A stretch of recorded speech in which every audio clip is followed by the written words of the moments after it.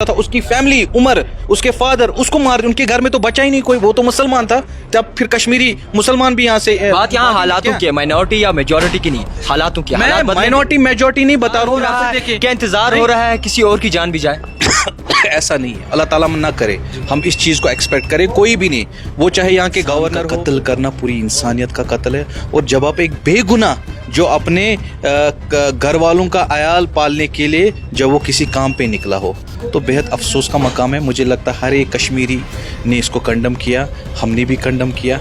लेकिन आपने देखा कि सवाल रहेगा, हालात इस तरीके से बने हैं, बड़े ही पेचीदा हैं हालात। आप मानते हैं कि सरकार कहीं न कहीं नाकाम रही है वो शांति लाने में जो उसका दावा करती है? हालात पेचीदा आप कहेंगे। पंडित नहीं, कश्मीरी पंडित सभी भी परेशान हैं, कश्मीरी पंडित सभी भी परेशान है, अपने ही मौक़िफ़ पे हैं कि जनाब हमें जो है रिलोकेट किया जाए। तो आपको नहीं लगता कि इस वक्त में कश्मीरी पंडित के लिए सोचा जाना चाहिए? देखिए जावेद साहब, आप क्यों रिलोकेट, देखिए कश्मीरी पंडित उनका दावा है बीजेपी की जानिब से जो है प्रोटेस्ट किया गया श्रीनगर के हेडक्वार्टर, बीजेपी के हेडक्वार्टर के पास, और यहाँ पे साफ तौर पर ये कहा गया कि जिस तरीके से निज़ाम चल रहा है और टारगेटिंग किलिंग हो रही है उसके खिलाफ जो है प्रदर्शन दिखा। इसी सब के हवाले से हमारे साथ बातचीत करने के लिए मौजूद है बीजेपी के सीनियर लीडर मंजूर भट्ट जी। सीधा सवाल रहेगा, आज प्रोटेस्ट किया गया, पुतला जलाया गया, वजूहात क्या थे, किस तरीके से जो है प्रोटेस्ट आपने दर्ज किया? देखिए कल आपको पता है कि इंसानियत पुलवामा में किस तरीके से शर्मसार हो गई जब एक बेगुनाह कश्मीरी हमारे पंडित भाई संजय शर्मा को बेरहमी से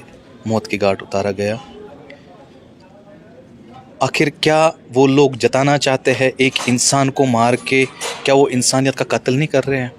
क्या मैसेज देना चाहते हैं? बेगुनाह एक एटीएम गार्ड जिसकी माहाना तनख्वाह 4 से 5 हज़ार होगी, अपना घर चला रहा है वो यहाँ पर। आपने एक बाप के, एक बेटी के सर से एक बाप का साया आपने हटा दिया। आपने किसी माँ की फिर से गोदी जो उसकी गोदी थी उसको सूना कर दिया। क्या जताना चाहते हैं आप?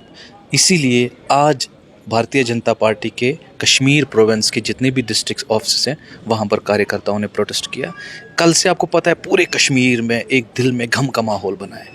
एक बेगुनाह एटीएम गार्ड को मारा आपने। कल जब मैं देख रहा था उनका जब ताज़ियाती मजलिस वहाँ था, वो तो सारे आसपास के कश्मीरी थे, उसको रो रहे थे। लेकिन जो एक सोची समझी साजिश के तहत एक आपसी भाईचारे को जो यहाँ पर ख़त्म करने की कोशिश की जा रही है, मुझे लगता है वो नाकामयाब होंगे। इंसान का कत्ल करना पूरी इंसानियत का कत्ल है। और जब आप एक बेगुनाह जो अपने घर वालों का आयाल पालने के लिए जब वो किसी काम पे निकला हो, तो बेहद अफसोस का मकाम है। मुझे लगता है हर एक कश्मीरी ने इसको कंडम किया, हमने भी कंडम किया। लेकिन आपने देखा कि किस तरीके से जो पिछले 3 महीनों से, चाहे वो कश्मीरी पंडित है, चाहे वो कश्मीरी मुसलमान है, कश्मीरी कौम, कश्मीरी सिख है, आपने सतिंदर कौर को भी टारगेट किलिंग में बेचारी को बेगुनाह मार दिया। आपने अमरीन भट्ट जो बड़गाम में थी उसको बेगुनाह मार दिया। कल फिर आपने एक संजय शर्मा को फिर से जताना क्या चाहते हैं आप जितने यहाँ पर कोशिश करोगे यहाँ पर भाईचारा ख़त्म करने की, मुझे लगता है ऊपर वाला आपको, अल्लाह ताला नहीं बख्शेगा।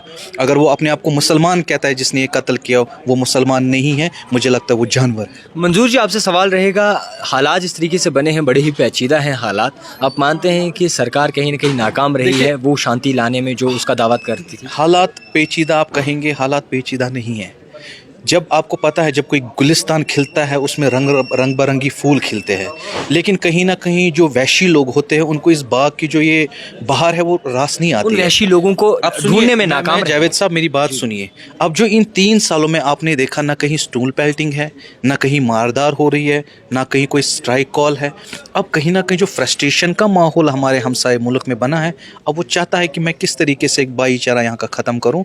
कश्मीरी पंडित, कश्मीरी सिख एक ऐसा हिस्सा हमारे कश्मीर का है जो हमसे अलग नहीं होता है। मेरे माँ बाप मुझे कहते हैं कि किस तरीके से हम कश्मीरी पंडितों के घर में खाते थे। जब उनकी यहाँ दिवाली होती थी, हैरत होती थी, हम उनके घरों में होते थे। जब ईद होती तो हमारे यहाँ होता था। तो 90 में एक साजिश की गई, उसको कोशिश की गई थी दोहराने की, जो हमारे प्राइम मिनिस्टर नरेंद्र मोदी साहब ने जिसको होने नहीं दिया। और जो इन 3-4 सालों में कश्मीर का खास करके माहौल हमारे वज़ीर आज़म साहब ने बदल दिया, वो पूरी दुनिया के सामने। टूरिज्म ग्राफ यहाँ पर 20 से 10% रहता था। कश्मीरी पंडित नहीं, कश्मीरी पंडित सभी भी परेशान हैं, कश्मीरी पंडित सभी भी परेशान है, अपने ही मौक़िफ़ पे हैं कि जनाब हमें जो है रिलोकेट किया जाए। तो आपको नहीं लगता कि इस वक्त में कश्मीरी पंडित के लिए सोचा जाना चाहिए? देखिए जावेद साहब, आप क्यों रिलोकेट, देखिए कश्मीरी पंडित उनका हमारा दावा भाई है ना, कश्मीरी पंडित हमारा भाई है ना। मैंने तो कहा साफ लफ्जों में कि अगर उसको मारना है, अगर दहशतगर्द को किसी को मारना है, अगर वो किसी कश्मीरी पंडित या कश्मीरी सिख को, पहले उसको मुझे मारना चाहिए, मारो ना मुझे, फिर उसके बाद जब पूरे कश्मीरी मारेंगे मुसलमान, उसके बाद अब कश्मीरी पंडितों या सिखों को मारो। क्या जताना चाहते हो आप? अब जिस तरीके से प्राइम मिनिस्टर नरेंद्र मोदी साहब ने जो एक हालात वातावरण बदल दिया, आज मैं आपको खुद कहता हूं कि कोई कश्मीरी ये तैयार नहीं है कि वो अपने कश्मीरी पंडित को यहाँ से भगाए। क्या इंतजार हो रहा है, क्या इंतजार हो रहा है किसी और की जान भी जाए? ऐसा नहीं है, अल्लाह ताला ना करे हम इस चीज़ को एक्सपेक्ट करें, कोई भी नहीं, वो चाहे यहाँ के गवर्नर हो, यहाँ के हमारे प्राइम मिनिस्टर नरेंद्र मोदी साहब हो, वो कोई नहीं चाहता है, हम चाहते हैं बंद हो। लेकिन कहीं ना कहीं अब आपको ग्राफ देखने की ज़रूरत है। पहले कितने लोगों को मारा जाता था, कितना खून खराबा, कितना खून बहता था, आज तो बिल्कुल कम है। आपने देखा कि 4 महीनों से यहाँ की पैरामिलिट्री फोर्सेस, चाहे जम्मू कश्मीर पुलिस है, आर्मी है, CRP है, वो तो डट के मुकाबला कर रही है टेररिज्म को, और बिल्कुल ये अचानक से बंद हो गया। ये एक मौका तलाश करते हैं कि किस तरीके से एक न्यूज़ बने और एक दहशत फैलाया जाए।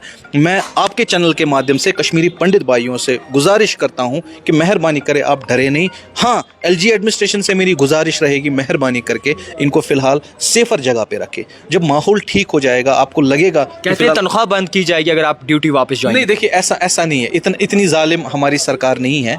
वो कुछ हिस्सों में चले हुआ था एडमिनिस्ट्रेशन की तरफ से, लेकिन उसके बाद LG साहब ने वाज़ह किया ना, LG साहब तो उनको वहाँ मिलने भी गए। लेकिन अब साजिश की जा रही है भाई, एक हिंदू को मुसलमान से लड़वाने, एक हिंदू को सिख से लड़वाने, एक सिख को मुसलमान से लड़वाने, जो कि हमें कामयाब नहीं होने देगी।